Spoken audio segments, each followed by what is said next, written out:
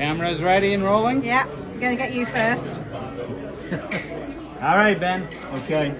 You can drink it fast, or you can drink it slow. But your lip must touch this gnarly toe. Only the lip, no teeth, no tongue. Yeah. Certainly no tonsils.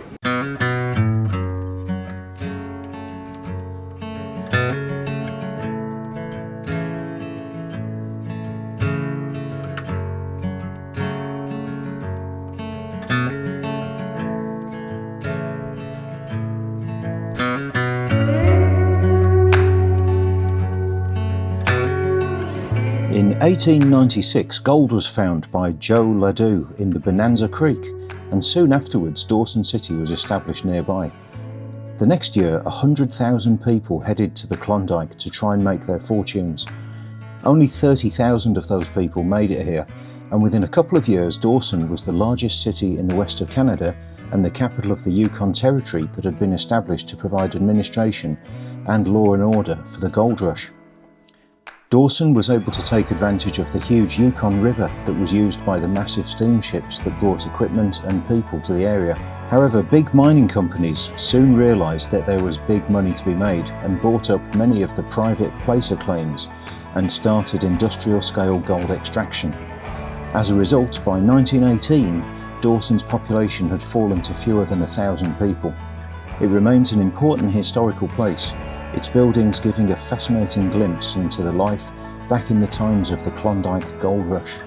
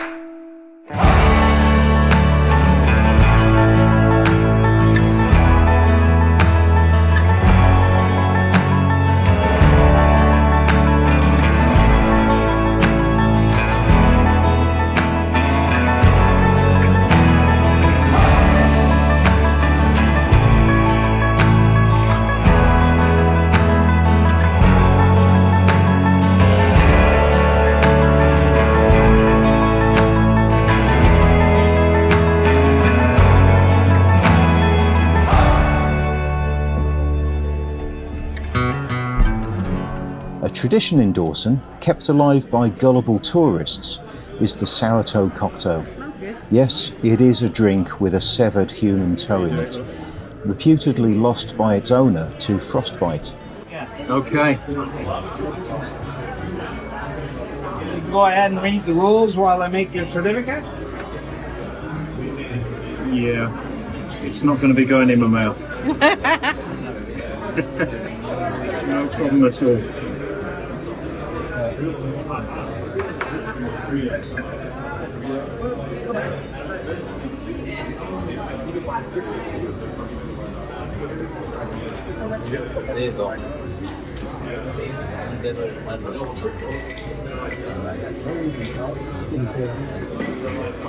All right, Ben, you've read the rules? Yeah, let me just take a little picture there. Oh, it's really horrible, isn't it?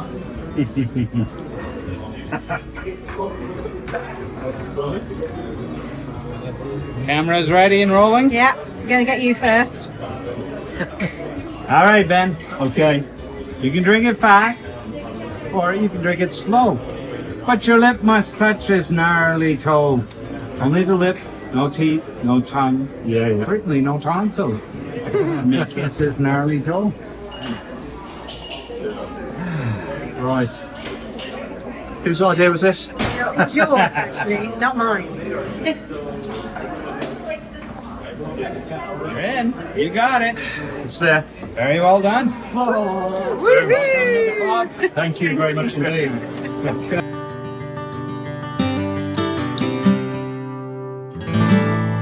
This is the Canadian Klondike mining company Dredge No. 4, now operated as a Parks Canada National Historic Site, just a few minutes outside Dawson City. This machine dredged gold from the riverbeds around here from 1912 until its closure in 1959. During that time, it sifted through around 85 million tonnes of gravel and collected 600,000 ounces, which is 8,500 kilos of gold from all of that gravel. Today, that much gold would be worth about 1.6 billion pounds or 2.1 billion US dollars. That's how these things were classified usually. Not the size of the vessel, but the size of the buckets. This has a capacity of 16 cubic feet. They are also 2.5 tons and linked together by pins that are 600 pounds. 500 pounds, excuse me. 66 times over. There's steel cables on each side that drag it towards wherever it's going and also help it swing side to side. Now that swinging movement was also helped by a pivot point at the back. There's these huge 40-ton metal spikes at the rear, 2 of them. They're called spuds. Not the kind you find in Idaho, of course.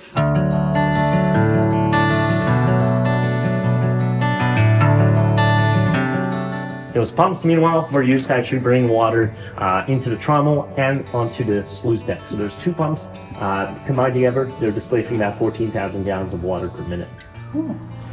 We'll go check it out, but on the way up, please hold the handrail. Again, be very careful. Don't want anyone falling down the stairs. Take your mechanism right here. This is actually to help raise and lower the stacker belt at the rear to help keep everything balanced with all the weight at the front. Now this mechanism is not super interesting in and of itself, but it's more about the condition of it. You can see this is what all the stuff that was down there would have looked like had it not spent 30 years underwater. It still has that nice Parks Canada themed paint on it. It's probably filled with lead, so I'm not going to be getting too close to it. Looks like that big metal casing there, where the chain hooks into. That's what spins it around. Of course, with the help of that very large electric motor back there, that's actually the biggest one on board. It's a 300 horsepower motor. Down to the same power as a V6 Camry, if you will. So it's just spinning really, really fast, and you want to slow down that motion to get a nice and steady rotation on that big ladder that equates to about 22 buckets per minute. At that point, of course, to get this power to the bucket line, you need some nice big gearing. And of course, this right here is the main drive reduction gear. It's 14 feet in diameter. It is actually the single largest single piece metal part on the entire dredge. Controls so far, that's because they're all centralized here. And you got the rotating drum controllers back there, used to vary speed on all the electric motors. You also have these levers over here that are all directly connected to the winches we saw at the very beginning. Allow you to operate those. And of course, you have the breakers back there in case you need to shut anything on or off. First time those were turned on was by Joe Boyles' wife, actually, when he brought her on board to inaugurate Dredge No. 4, along with her gang of friends, all in their big Victorian dresses, and they had a little tea party on them, which is kind of a cute way to start off.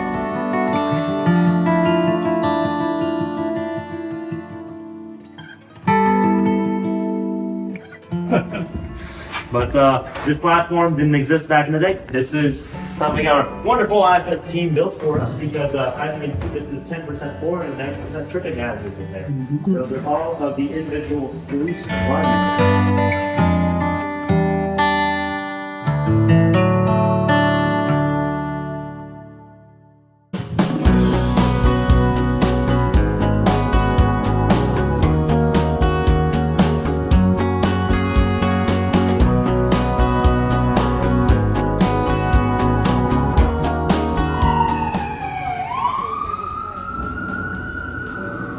And what we see a lot of over here in this particular area are these little planes.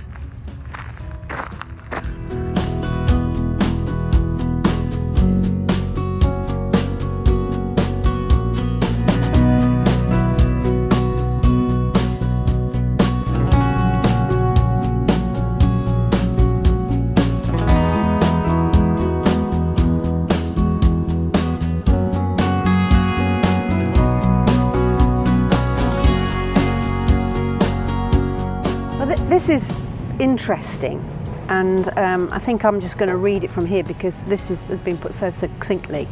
In a world gripped by economic depression, news of the Klondike gold discovery was electrifying.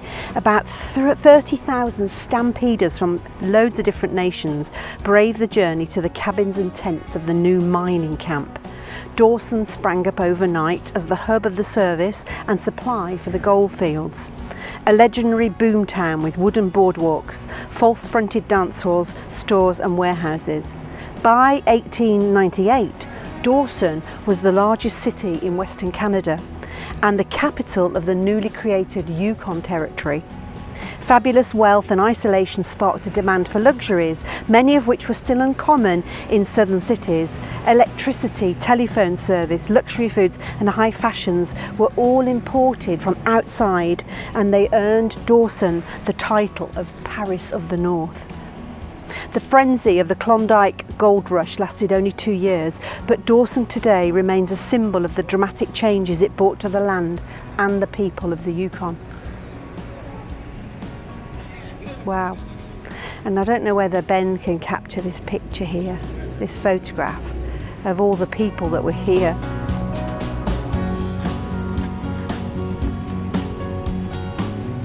That's incredible. Rammed with people.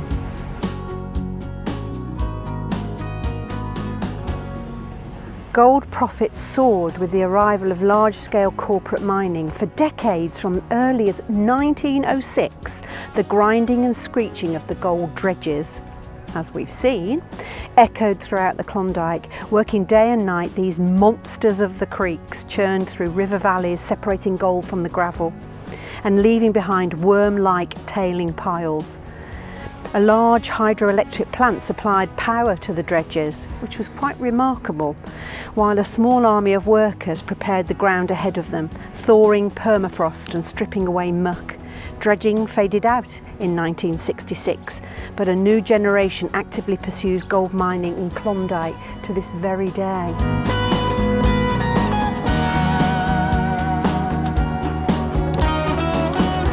Stern wheelers, like this one here, the Keno, plied the Yukon's waters for almost a century. In 1898, dozens of ships jockeyed for space along this riverbank, unloading supplies and stampeders and hauling out passengers and gold. This ship you see here, behind me, is the SS Keno, and it represents those stern wheelers, which were the lifeline for newcomers to the north. This one was launched in 1922, and it's the last remaining example, intact example of the stern wheelers.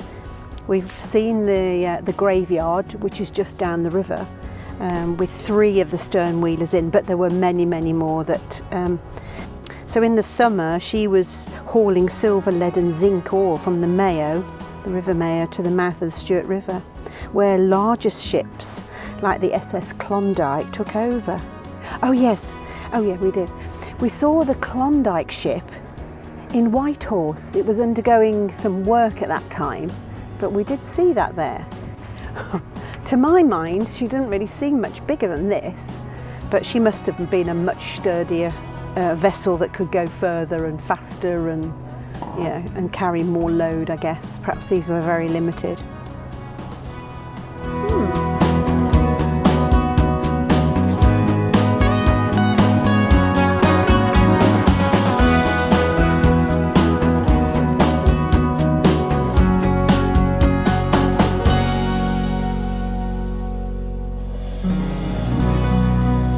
This is where we parked last night. Now this is an old mining site. These ponds are the ponds which, you know, those dredging machines like we visited yesterday would have been working in. And so these are the tailings, the gravel that you can see is what they've dug up and extracted the gold from. And modern day, look who's taken home here.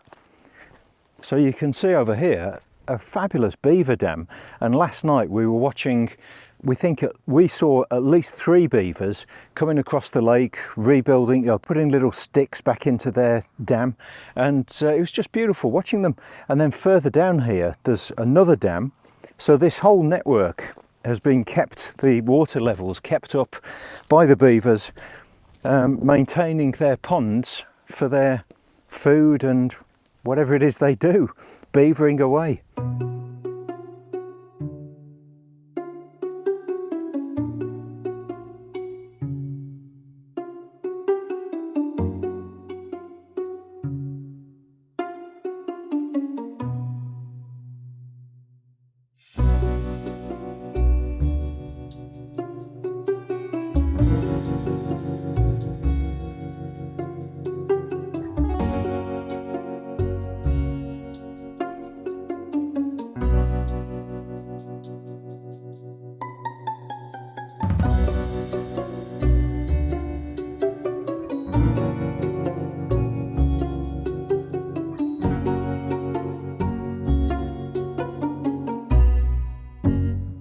Right next to the van here, you can even see some of these distinctive mounds of the gravel, the tailings from the gold mining.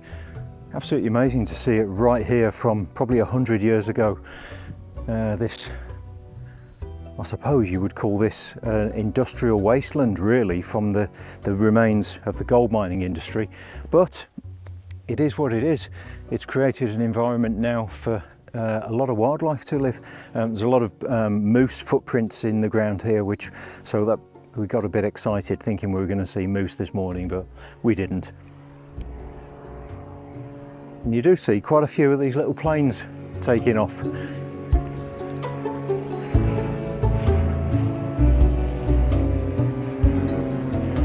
Because everybody uses these little planes to get about, because there's only a couple of roads.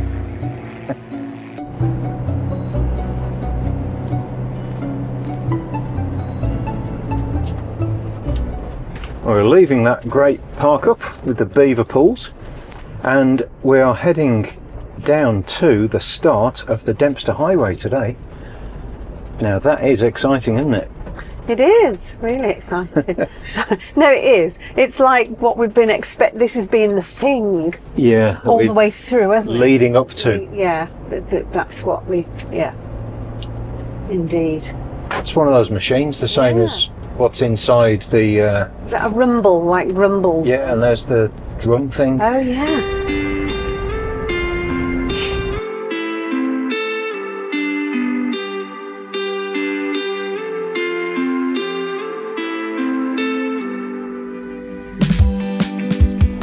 Off we go then. Obligatory photos captured. Yeah, I'll clear my way. And here we go. Good first few potholes. Let's just go that side. No, I don't think so. Dear.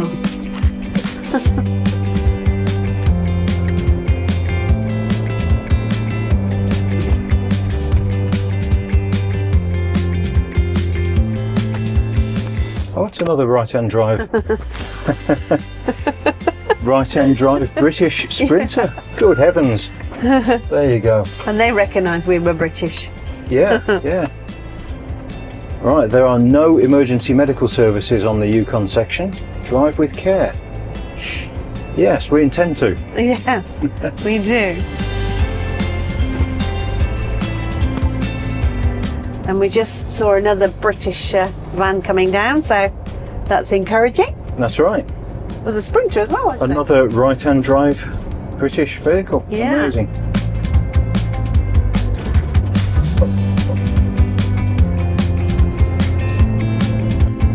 Well, the Dempster Highway. So what lies ahead of us is 889 kilometres of this gravel road, all the way to Tuktoyaktuk, and then another 889 kilometres back again.